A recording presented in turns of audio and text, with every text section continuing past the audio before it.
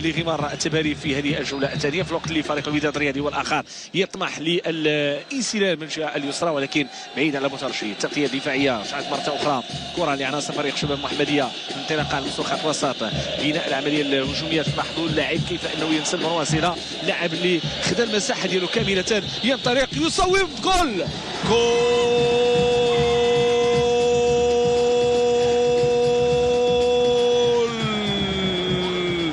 كيف صنع الهدف، كيف انطلق من الدفاع، كيف انسل، راوغ خط الوسط وانسل للخط الامامي ووضع في الشباك معلنا عن هدفه الاماني في مترشي. اسماعيل يدخل لرقعة الملعب مكان زوير، والرجاء كبير من جماهير الوداد الرياضي في هذه دقائق تحقيق نتيجة إيجابية. نفس الأمر بالنسبة لجماهير فريق شباب محمدية، رجاء كبير أن يسير هذا الاندفاع في الخط الأمامي، فرصة لتحقيق الهدف، كرة ممتازة، جول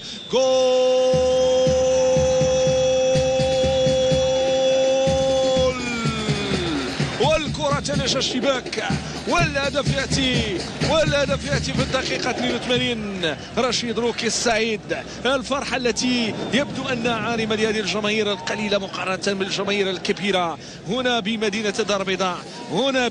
دار البيضاء، بالمركب الرياضي.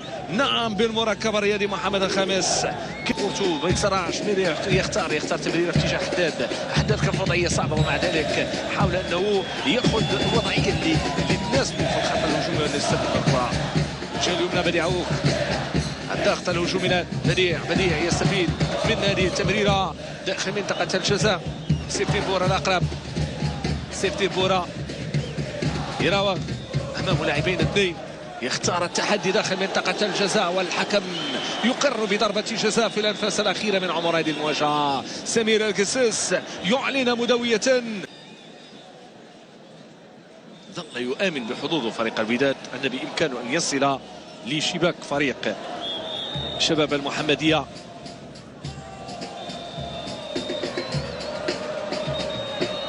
استعصت كل الطرق، تمرير العرضي الجانبي، الكرة الثابتة إلى أن أتت ضربة جزاء. الحسوني سعد يصوب جول